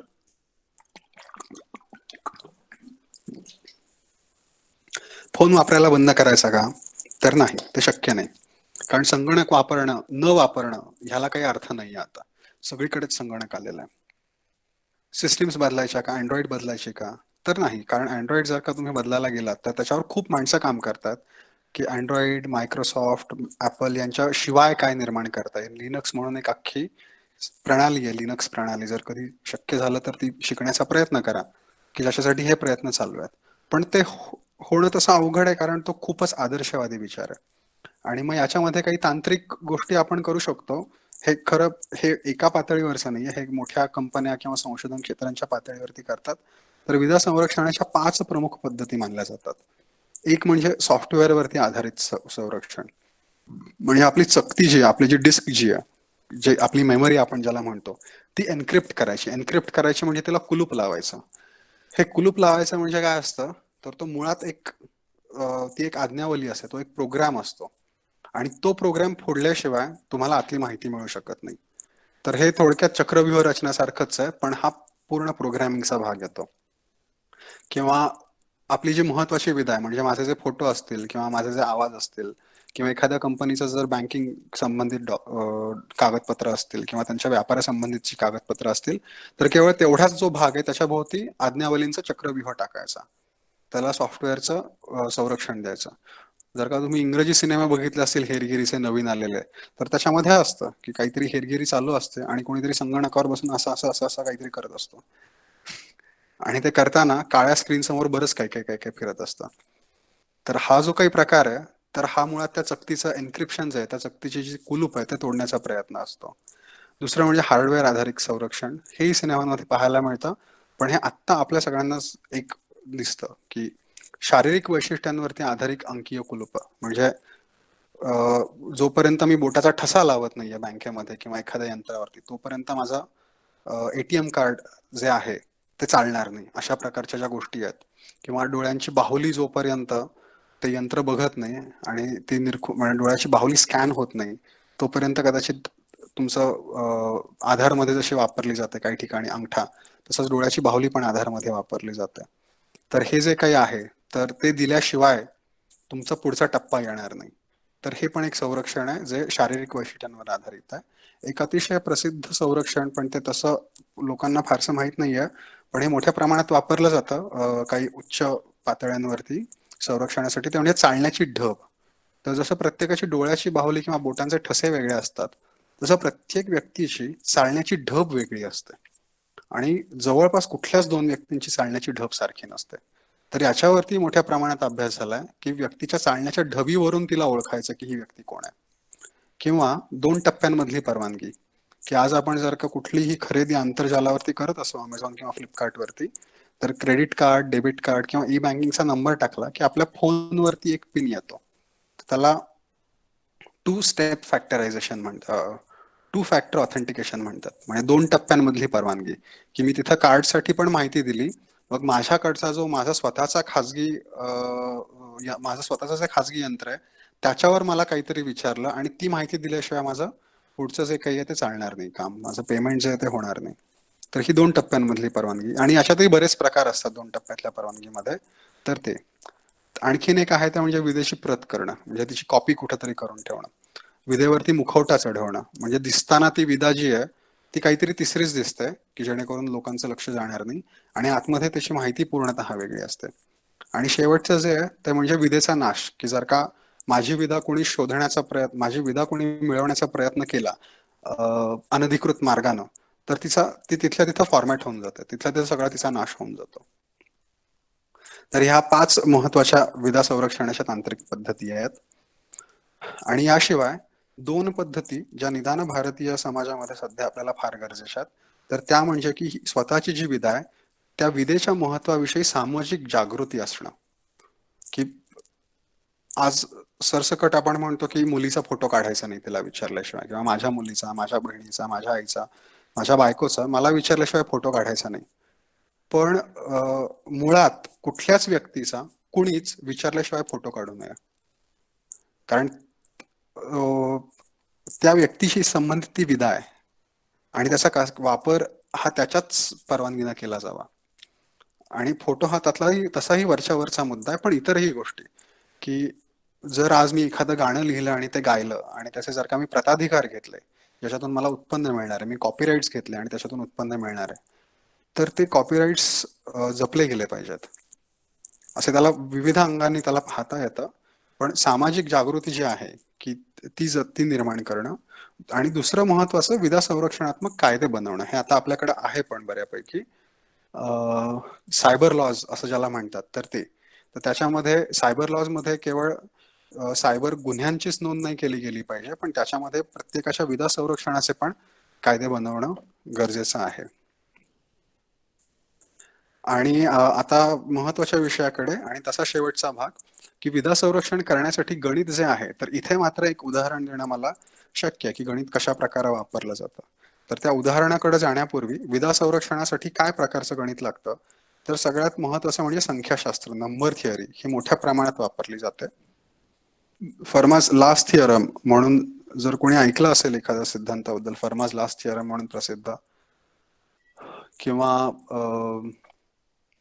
रिमान हायपोथेसिस म्हणून एक प्रसिद्ध गणितातला प्रश्न आहे, तर ह्या सगळ्यांचा संबंध गणितशास्त्राशी आहे.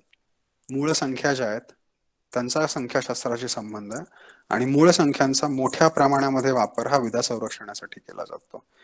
म्हणजे इतका की जर आज कोणी विद्यार्थ्यांना विचारलं की सर मूळ संख्या मी कशासाठी वापरतो, किंवा बाई मी मूळ संख्या कशासाठी वापरतो, मी का शिकू, तर त्याच्या कुठल्याही प्रकारच्या विधेच्या संरक्षणासाठी तो वापरला जातो. त्याचं आत्ताचं सगळ्यात महत्वाचं उत्तर आहे. त्यानंतर तर्कशास्त्र गणितामधलं बीजगणित, बीजगणितीय भूमिती म्हणून एक विषय, अल्जेब्राइक जॉमेट्री. बीजगणितामध्येच पुढे गणितात फील्ड थिअरी, फील्ड सिद्धांत म्हणून एक विषय येतो. तर हे जे 4 विषय आहेत, हे जे विषय आहेत पहिल्या 3 मधले, हे अतिशय महत्वाचे विषय आहेत विधा संरक्षणाकरता. त्यानंतर कलनशास्त्र, वास्तव संमिश्र विश्लेषण, भूमिती आणि टोपोलॉजी पण वापरली जाते. आणि आता एक टोपोलॉजी आणि शी संबंधित विषयच जन्माला येतो की ज्याच्यामध्ये विधा संरक्षणाचा अभ्यास केला जातो.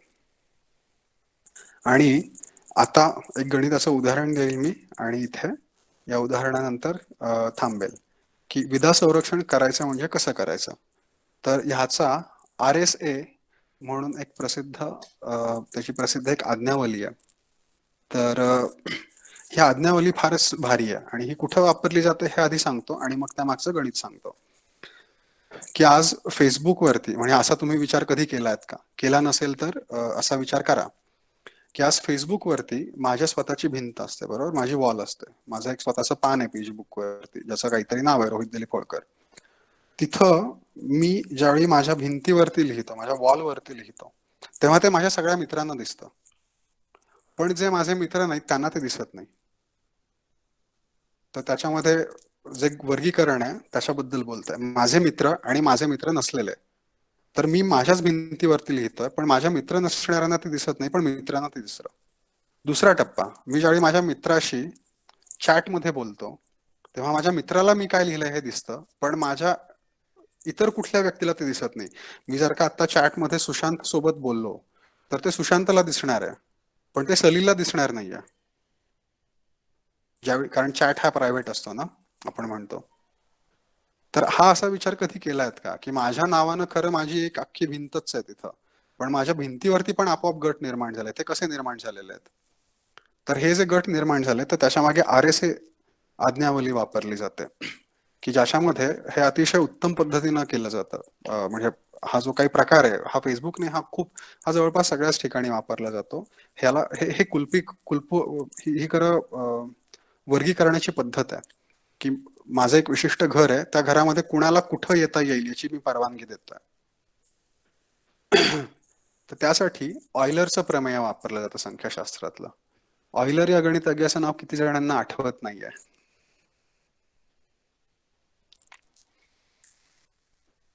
आणि आताच्या अभ्यासक्रमात ऑयलर असेल तर मला माहित नाही, पण ऑयलर आहे ना आत्ताच्या आहे का? अभ्यासक्रमात ऑयलर आहे. बरं. तर हा ऑयलर जो होता तो बराच अच्छा आहे म्हणजे सगळ्यांनाच माहिती आहे. बरं, म्हणजे माझ्या अभ्यासक्रमात ऑयलर नव्हता, त्यामुळे आम्हाला त्याची फक्त माहितीचं पान होतं छोटंसं, असं मला आठवत आहे. तर ऑयलरचं संख्याशास्त्रामधलं प्रमेय आहे आणि ते अतिशय सोपं आहे. म्हणजे तसं विधान सांगणं सोपं आहे, त्याची सिद्धता तशी सोपी नाहीये फारशी, पण तुम्हाला हवं असेल तर तुम्ही ती वाचू शकता आणि तुम्हाला समजेल. त्यासाठी ऑयलरचं फाय फलन डिफाईन करायला लागतं. ऑयलर्स फाय फंक्शन असं त्याला म्हणतात. ऑयलर्स फाय फंक्शन, हे फाय फंक्शन म्हणजे फाय फलन ते काय असतं, तर कुठल्याही नैसर्गिक संख्या म्हणजे एन ही नैसर्गिक संख्या घ्यायची आणि तिचं फाय फलन म्हणजे फाय एन म्हणजे काय, तर 1 आणि n ह्या दरम्यानच्या सगळ्या संख्या ज्यांचा आणि n चा मसावी 1 आहे, अशा किती संख्या आहेत ते काढायचं आणि त्याला म्हणायचं की त्या संख्येचा ऑयलर फाय क्रमांक आहे. उदाहरणार्थ जर का मी 2 घेतली तर 1 आणि 2 याच्या दरम्यान किती संख्या आहेत ज्यांचा आणि 2चा लसावी 1 आहे, तर 1, कारण 1 आणि 2 अशा दोनच संख्या आहेत. 3 साठी किती आहे, तर 1 आणि 2 त्यानंतर 3च येतात. तीनाचा आणि 3चा मसावी जो आहे तो 3 येतो, पण पहिल्या दोघांचा मात्र 2 आहे. 4च्या आधी किती संख्या, 1 2 3 4 आहेत. 1 आणि 4चा लसावी किती, तर 1. 2 आणि 4चा सॉरी लसावी नाही मसावी, 2 आणि 4चा मसावी किती, तर 2, त्यामुळे 2 नाही येणार. 3 आणि 4चा मसावी मात्र 1. तर अशा दोनच संख्या आहेत 1 ते 4च्या दरम्यान दोघांना धरता की ज्यांचा 4 सोबतचा मसावी हा 2 आहे. तर त्यामुळे त्याचा फाय क्रमांक जो आहे, ऑयलरचा फाय क्रमांक तो 2. त्यानंतर 9 जर का घेतलं तर त्याच्यासाठी 6, कारण 1 2 4 5 7 आणि 8 ह्या संख्या ज्या आहेत त्यांचा आणि 9चा मसावी हा 6 येतो. मला व्याख्या सांगता आली आहे तुम्हाला, म्हणजे फाय 9 हे किती हे कळालंय का, अंदाज आलाय का? आपण लगेच पडताळून बघू. समजा फाय सर एम ही मूळ संख्या असेल तर फाय एम किती असायला हवा?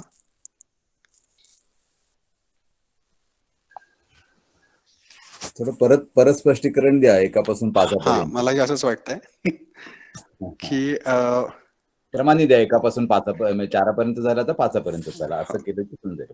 ही मी फाय एन ची व्याख्या करतो. मी एन ही नैसर्गिक संख्या घेतो आणि मी म्हणतो फाय एन म्हणजे 1 ते n च्या दरम्यानच्या अशा संख्या की ज्यांचा आणि n चा मसावी 1 आहे त्यांची संख्या किती येते.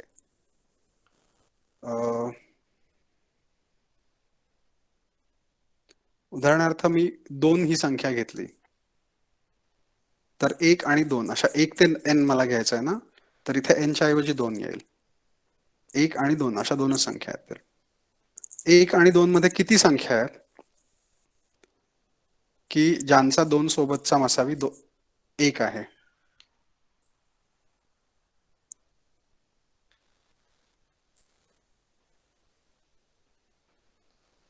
किंवा मी हे लिहिण्याचा प्रयत्न करतो.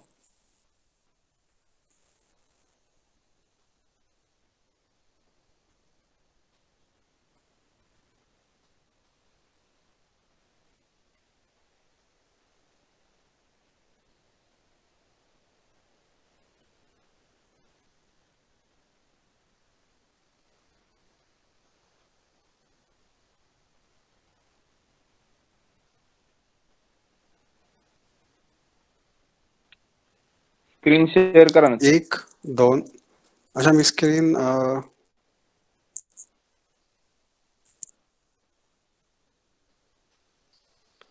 मी स्क्रीन शेअर केली असं मला दिसतंय. तुमचं सादरीकरण बरं, सादरीकरण पुन्हा सुरू करा.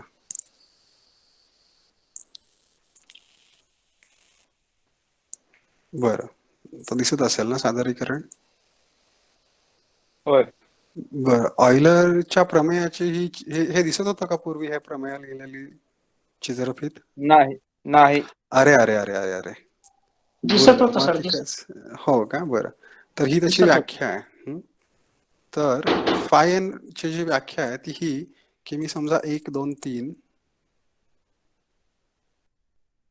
1 2 3 4 5 आणि क पर्यंत संख्या घेतल्या. क ही नैसर्गिक संख्या आहे. तर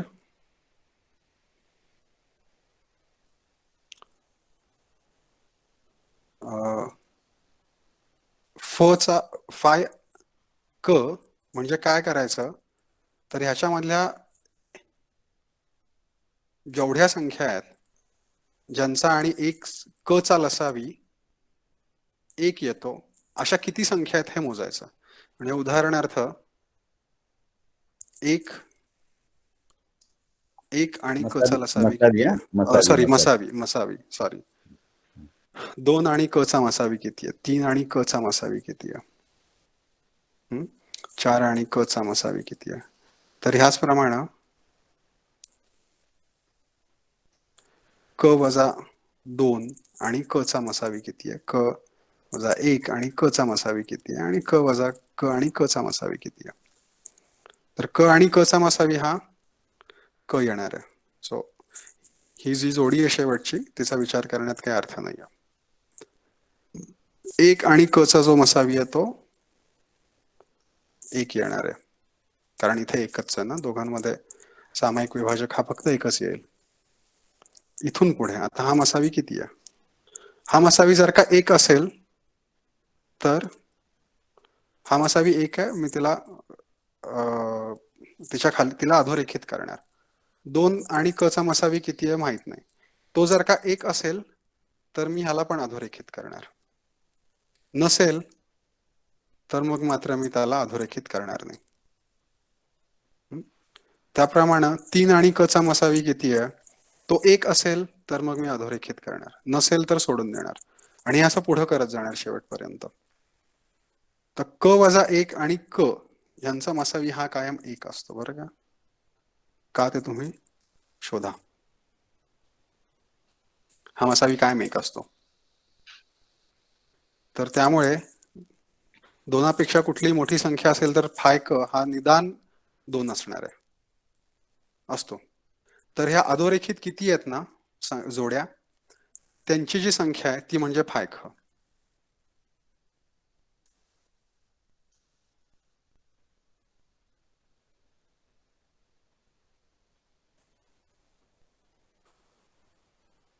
क सोबत मसावी 1 असणाऱ्या किती संख्या आहेत क हून लहान आणि 1 किंवा 1 पेक्षा मोठ्या, त्यांची संख्या म्हणजे फाय क.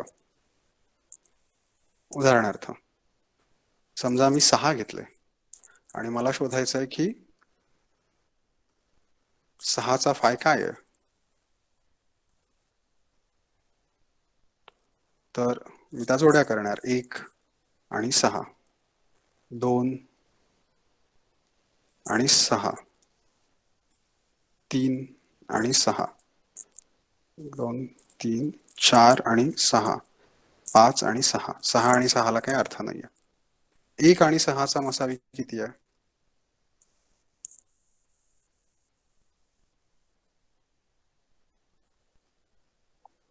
हा 1. हो, कोणी उत्तरच देत नाहीये सर, तुम्ही सोडून. प्रश्न तर सोपा आहे. 1. 2 आणि 6 चा मसावी किती आहे? 2. 3 आणि 6 चा 3, 4 आणि 6 चा 2. 2 आणि ह्याचा 1. तर मला ज्यांचा फक्त मसावी 1 आहे अशाच जोड्या घ्यायच्यात, बाकीच्या काढायच्यात. तर मी ह्या मधल्या सगळ्या जोड्या काढल्या आणि माझ्याकडे किती जोड्या आहेत? 2. तर फाय 6 म्हणजे 2. असं मी लिहिलं. याचं उत्तर. अशाच प्रकारे कुठलीही नैसर्गिक संख्या घेतली तर त्या जोड्या बनवायच्या आणि फक्त एक मसावी असणाऱ्या किती जोड्या आहेत त्या शोधायच्या. तो त्या संख्येचा फाय क्रमांक. तर ह्याला ऑयलरचं फाय फलन असं म्हणतात. तो फाय जो येतो, ही फायची व्याख्या समजण्यासाठी तशी सोपी आहे. ऑयलरचं प्रमेय म्हणतं की जर ए आणि एन ह्या नैसर्गिक संख्यांचा मसावी एक असेल, त्याला इंग्रजीमध्ये कोप्राईम असं म्हणतात. ए आणि एन कोप्राईम आहेत म्हणजे त्यांचा मसावी एक आहे. जर यांचा मसावी एक असेल तर एचा फाय एन वा घात ला 9 न भागला असता बाकी एक येतं. हे त्याचं प्रमेय आहे. हे दिसायला अतिशय तसं काय निष्पाप आणि निरागस दिसतं.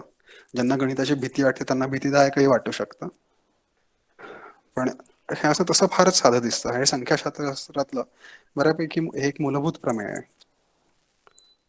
की दोन नैसर्गिक संख्या घेतल्या ज्यांचा मसावी एक आहेत, ज्या कोप्राईम आहेत, आणि दुसऱ्या संख्येचा फाय क्रमांक घेऊन तो घात पहिल्या संख्येवर चढवला तर दुसऱ्या संख्येनं त्या घाताला भागल्यानंतरचं जी बाकी आहे ती एक येते. ही जी सिद्धता आहे तुम्ही जर का बसलात तर एक आठवड्याभरात तुम्हाला सहज वाचता येईल. आणि हे जे प्रमेय आहे हे या क्रिप्टोग्राफीसाठी वापरलं जातं. विधा संरक्षणाची जी पहिली पद्धत सांगितली, सॉफ्टवेअर आधारित संरक्षण, ज्याच्यामध्ये सक्तीचं एन्क्रिप्शन होतं किंवा विशिष्ट विधेचं संरक्षण होतं. ही सर्वात महत्वाची पद्धत आहे आंतरजालावरती संरक्षण करण्याची. तर त्या पद्धतीमध्ये ऑयलरचं थिअरम वापरलं जातं. ते कसं वापरलं जातं तर आता तुम्हाला मी बऱ्यापैकी आकड्यांची भीती घातली आहे, तर ती आकड्यांची भीती न घालता चित्र टाकतो. की समजा अ या व्यक्तीला ब या व्यक्तीला काहीतरी संदेश पाठवायचा आहे, माहिती पाठवायची आहे, फोटो पाठवायचा आहे किंवा काही भेटवस्तू पाठवायची आहे.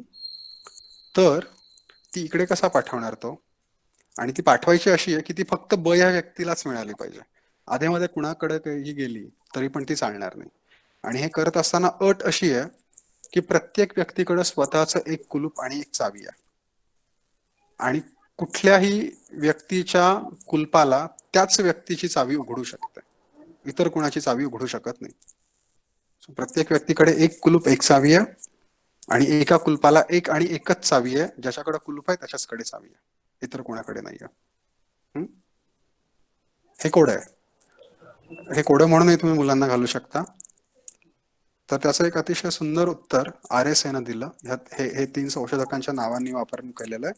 हे संशोधक कोण हे गुगलला विचारण्याचं काम मी तुम्हाला सोपवतो.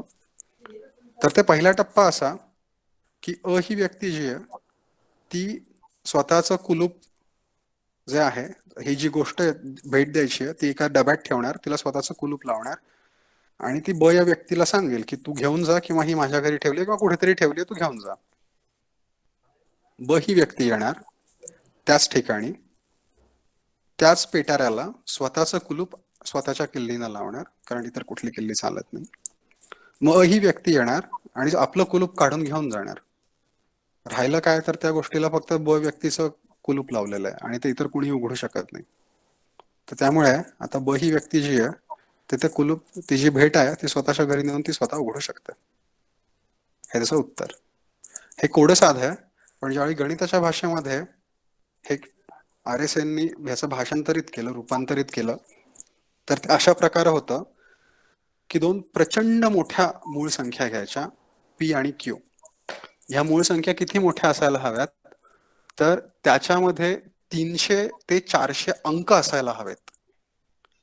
याच्यावरून तुम्हाला त्याच्या प्रचंडतेचा अंदाज यायला हवा. म्हणजे साधारणतः आपण संख्या लिहिताना 2 अंकी संख्या लिहितो. 12 ही 2 अंकी संख्या आहे.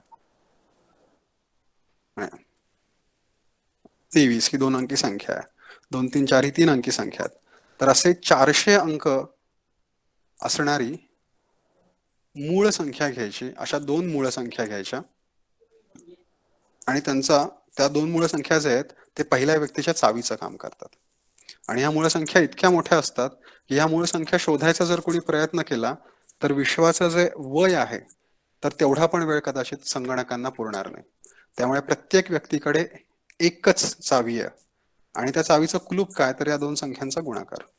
हा गुणाकार कुठल्याही व्यक्तीला पाहायला मिळाला तरी पण ती या मूळ संख्या ओळखू शकत नाही. जर तिनं त्यासाठी प्रयत्न सुरू केले तर मी म्हटलं तसं विश्वाचं वय संपेपर्यंत त्यांना वेळ घालवावा लागेल पण तरी त्यांना पी आणि क्यू ओळखून येणार नाहीत.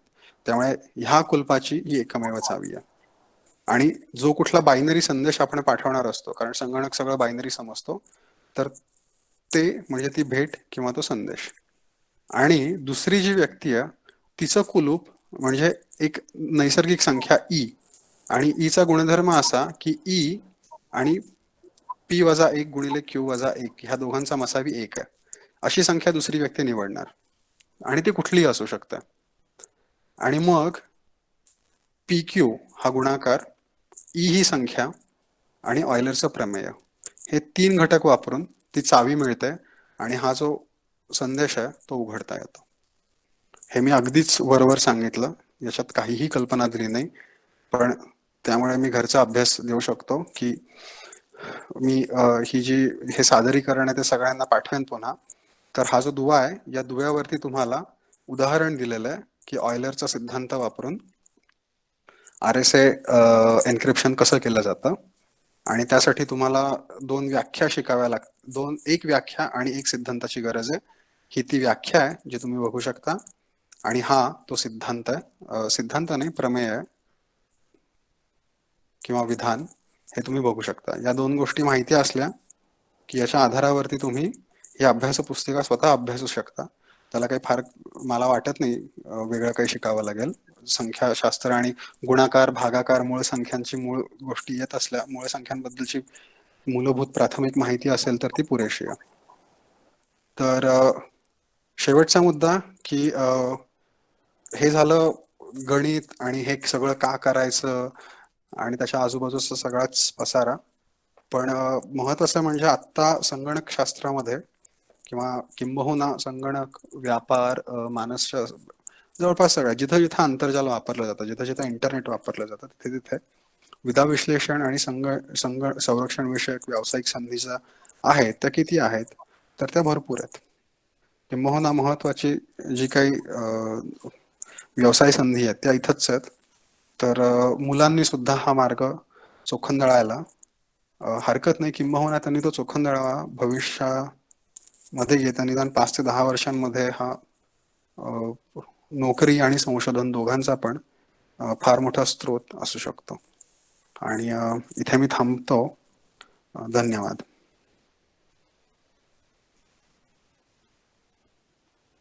धन्यवाद सर. सरांनी आताच विधा विश्लेषण आणि विधा संरक्षण याविषयी खूप चांगली माहिती सांगितली. मी आता नागेश मोने सरांना विनंती करते की त्यांनी सरांच्या व्याख्यानाचा सारांश थोडक्यात मांडावा. नमस्कार. डॉक्टर रोहित होळकर यांनी एक खूप मोठा अवघड विषय अतिशय सोप्या पद्धतीने आणि मनोरंजक पद्धतीने सांगण्याचा एक चांगला प्रयत्न केलेला आहे. शालेय स्तरावर शिकवलं जाणारे जे गणित आहे त्याचा कुठे कुठे उपयोग होतो असा नेहमीच प्रश्न विचारला जातो. किंबहुना त्याचा काही आम्हाला कधी उपयोग झाला नाही असं त्या गणित विषयाच्या शिक्षकांना, त्यांना भेटणारे माजी विद्यार्थी मोठ्या प्रमाणावर सांगत असताना अनुभवाला पण येतं. कारण ही सर्व क्षेत्र जी आता अतिप्रगत अशी होत चाललेली आहेत याच्यामध्ये गणिताच्या वापराशिवाय ती प्रगत होऊ शकत नाही तसं आपल्याला लक्षात येत आहे. आता डॉक्टर होळकरांनी जे 3 महत्त्वाचे मुद्दे सांगितले त्यांच्या विवेचनामध्ये की याचं विश्लेषण कसं केलं जातं, याचं संरक्षण विधेचं कसं केलं जातं, आणि तिसरा महत्त्वाचा मुद्दा होता की गणित कसं वापरलं जातं. त्याचं एक उदाहरण मूळ संख्यांच्या बाबतीमध्ये घेऊन आणि ऑयलरचं एक फलन घेऊन त्यांनी आपल्याला सांगण्याचा प्रयत्न केला. पण मला थोडं आणखीन असं वाटतं की शालेय स्तरावर शिकवलं जाणारे जे गणित आहे मूळ संख्यांच्या व्यतिरिक्त आणि इतरही, तर विशेषतः त्याने भूमितीचा उल्लेख केला. कलनशास्त्र शाळेमध्ये इयत्ता 9वीच्या अभ्यासक्रमामध्ये फक्त न्यूटनच्या दुसऱ्या गतिविषयक सिद्धांताच्या वेळेला थोडंसं त्याचा उल्लेख येतो, या पलीकडे काही येत नाही शालेय स्तरावर. तर अगदी सोप्या पातळीवर जाऊन या विधा संरक्षणाकरता गणित कसं वापरलं जातं त्याची छोटी एक गोष्ट डॉक्टर होळकरांनी लिहावी असं मी त्यांना या निमित्ताने सुचवेन. कारण शालेय स्तरावर जे गणित शिकवलं जातं त्याच्यामध्ये प्रामुख्याने अंकगणित, बीजगणित आणि भूमितीचा सहभाग मोठा आहे. ती जी त्रिकोणमिती आहे ती नक्की कुठे बसवायची असा प्रश्न अनेक वर्ष झाली चालूच आहे, की ती बीजगणितामध्ये बसवायची का भूमितीमध्ये बसवायची. विनोदाचा भाग सोडा, पण सांगण्याचा मुद्दा असा की शालेय स्तरावरचं गणित या विधा संरक्षणाकरता किंवा विधा विश्लेषणाकरता कसं केलं जातं याची थोडी अधिक उदाहरणांची गरज आहे असं माझ्या लक्षात येते. कारण शास्त्र थोडं हे अधिक किचकट आहे आणि अगदी पायाभूत जे ज्ञान आहे शालेय स्तरावरचं गणिताचं हे थेट तिथे उपयोगाचं नाहीये. म्हणजे आता अविभाज्य संख्यांचं मूळ संख्याचं त्यांनी जे उदाहरण दिलं त्याच्यामध्ये 10 पर्यंतच्या 100 पर्यंतच्या मूळ संख्या किती आहेत या पलीकडे शालेय स्तरावरच्या गणितामध्ये मूळ संख्यांबद्दल आणि आपल्याला माहिती आहे की विभाजकांची एकूण संख्या किती याच्या पलीकडे फारसा मूळ संख्यांचा वापर केलेला नाही. तर या निमित्ताने मला आणखीन एक दुसरा मुद्दा असा सुचतो की शालेय स्तरावरच्या गणिताचं मूळ उद्दिष्टच असं आहे की जीवनाला उपयोगी पडेल, त्याला व्यवहारामध्ये लक्षात येईल अशा प्रकारच्या कितीतरी साहित्याचा समावेश शालेय स्वरूपाच्या गणितामध्ये करायला हवा. दुर्दैवाने त्याचं नाहीये तसं. ते जे उपयोजनाचा भाग आहे त्याची क्षेत्र शालेय स्तरावरच्या गणितात काही लिहिलेली नाहीये, दाखवलेली नाहीयेत. ही या निमित्ताने पुढे येतील असं मला वाटतं. विशेष आणखीन एक उल्लेख करण्याचा मुद्दा असा की होळकरांनी जास्तीत जास्त मराठी संज्ञांचा वापर करून अगदी मराठी लिपीचा, अंकलिपीचा सुद्धा वापर करून त्यांनी हे सगळं समजून देण्याचा खूप सुंदर प्रयत्न केलेला आहे. आणि जसं आपल्याला माहिती आहे की चांगल्या व्याख्यानाकरता जसं ती व्यक्ती थोडी कवित्व शक्ती असणारी लागते तशी त्याच्याकडे एक थोडी विनोद बुद्धी पण लागते. सुदैवाने अशा दोन्ही गोष्टी होळकरांकडे आहेत असं त्यांच्या विवेचनातून लक्षात येत आहे. मला खात्री आहे की हे जे व्याख्यान आहे हे शिक्षकांना थोडं अधिक त्यांच्या बुद्धीला प्रेरणा देणारं आणि संशोधनाला प्रवृत्त करणारं असं मला वाटतं. जवळपास 88 ते 90 लोक ह्याच्यामध्ये सहभागी झाले होते आणि अर्थातच सरांनी घरचा अभ्यास दिल्यामुळे ही संख्या हळूहळू झपाट्याने कमी होते असंही माझ्या लक्षात येत आहे. तेव्हा मी इथेच थांबतो. धन्यवाद.